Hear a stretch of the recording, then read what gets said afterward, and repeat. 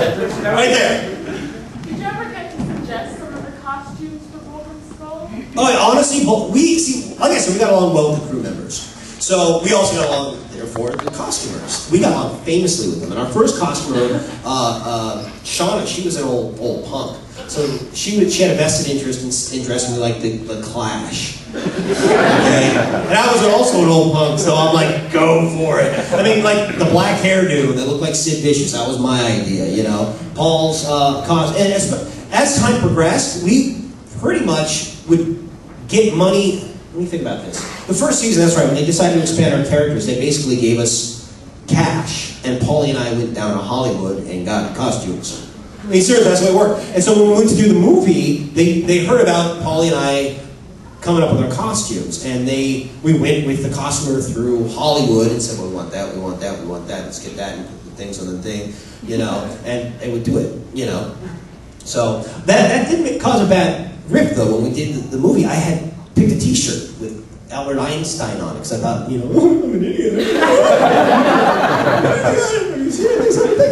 So they got it, and they put me in it. They never checked to see if that image was owned by anybody. It was.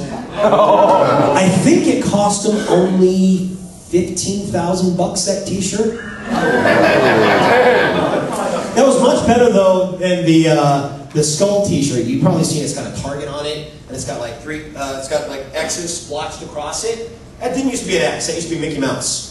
So it looked like someone had gone up to Mickey and they're right wearing it. And at some point when they said, oh my God, we were going to lose the company. Don't do this. That was before we were Disney too, so we were Disney when they're so tolerant. Yeah. I'm going over with Johnny Cohen, the Retro Rangers, right? I was just curious, if given the chance, like if all of the however many customers you up to it, would you guys put like a one-time kind of show where all of you came back and you either reacted, repressing the characters, or just hung around and joked about it? Right. Of course we would. Like I said, I mean, we all get on well. I mean, we're family. You know, we'd love to work with each other again, just to have the excuse. It'd be a little bit different if it was just the characters of Bulk and Skull, because they're, you know, young idiots are different than older idiots, and people would have to really figure that one out. You know, it's something. Whereas a young idiot is funny, something kind of sad about a young idiot. You know, the kids are going off to college, you know, blah blah blah. All those kids, you know, they're 50 years old.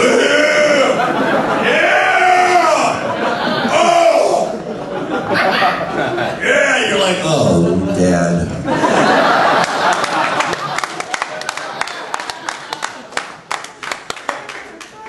Yeah. When and where can I go see you perform Shakespeare? Yeah. Well, until I finish my PhD, I'm not going to be doing much. Oh, wait, I just remembered.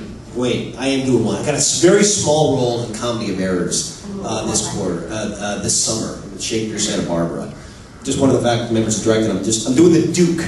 So I come and I go, blah, we've got an ancient law and you've broken it. I'm gonna go take a nap for 2 acts.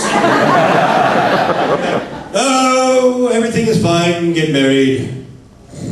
That's how Shakespeare comedies usually work. Yeah. Well, during the Power Rangers conference, we heard about all of you guys playing pranks on each other. Can you name one that you did? God. I mean, it's hard to say because we were always doing pranks on each other. I mean, you know, it's like, yeah, can I name a prank? Yes, seasons 1 through 7. You know, I honestly don't remember any specific ones off the top of my head. I remember at one point, Catherine Sutherland and I got into throwing back and forth, and one time I put on my boots, and there was, you know, hair gel in the boots. So I put on the boots into the hall. Ah, Catherine, get me back out there, she. Oh, that's right. We took all. That was a good one. Okay. Catherine was the new kid. Okay. And Catherine and I, like I said, you know, we got along very well. Okay. And she, for some reason, I decided it would be best if I like took her chair and she went, there's no chair. That wasn't good enough. So we took all of her furniture out of the dressing room and stuck it all in mine. And then I think at some point we flipped it around and took all our furniture and hers, and I think probably Steve Cardenas has stuck it all in her room. You know? That was a pretty good one. Next, yeah. Oh, that's right. And then you were back there. I think you were waiting, but I've heard that they're going to make animated series out of the original Power Rangers coming up pretty soon. If they were to do that and they asked you to do the voice of Skull, would you do it? yeah, of course, it'd be fun, you know. I don't know if I can do the laugh without giving myself a hurry.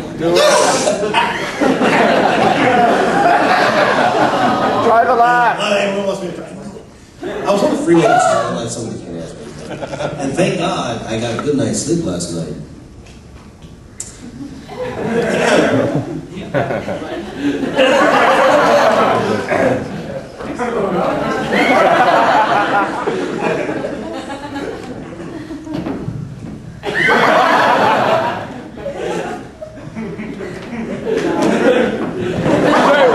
Jason!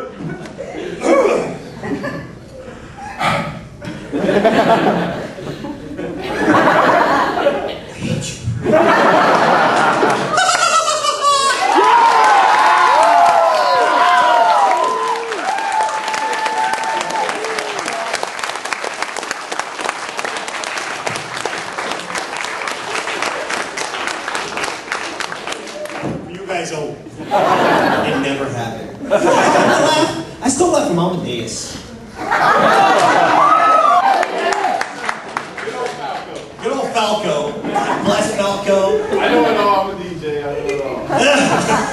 I'm so sorry. But I forgot back there that it had his hand up. I have to ask, how fun was it for you and Paul for one episode to actually be in the cockpit of the Megazord? Oh, that was so much fun, especially because it was brand new. And we did not have a Megazord set at all. I mean, all that stuff was Japanese footage. So they built a Megazord for us. So we got to be the Megazord before any of those guys ever did. They never did. Think about it. When's the last time you saw Austin sing the Megazord? No, it's a big helmet head. So, They never did. They never used the U.S. Megazord cockpit. Like, ever. just you guys. I don't think they ever, well, like I said, just us. They built it, yeah. Yeah. For you. They went to I was special.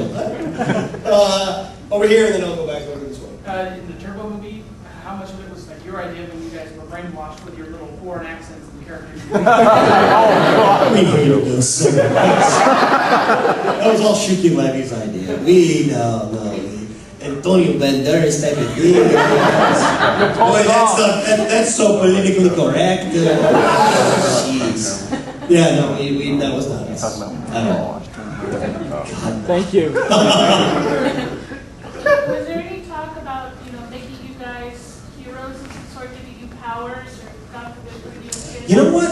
Tony Oliver would know. I don't think so. I mean, you don't want those guys to have powers. That's a bad idea, dude. That's just bad, Give them keys to a car and a gallon of Jack Daniels, why don't you? I'll bet you couldn't make it home. I'll show you. Could you really play the piano? No, somebody asked me that yesterday. That was a stunt man. Actually, not one of these guys. It was a stunt piano player they brought in. Like I was taking voice lessons for a while, so I knew how to do like basic. I knew what keys were what, kind of roughly. So I watched him do it several times. Went back to my dressing room. Okay, that looks good enough, so they can cut away to his hands. So you cut away the hands, and you're like, and then come back to me. Come to me.